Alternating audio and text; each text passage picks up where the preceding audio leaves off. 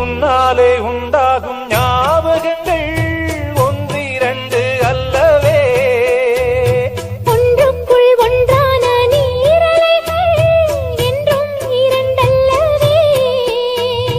சித்தன்ன வாசலின் ஓவியமே, சிந்தைக்குள் ஊறிய காவியமே.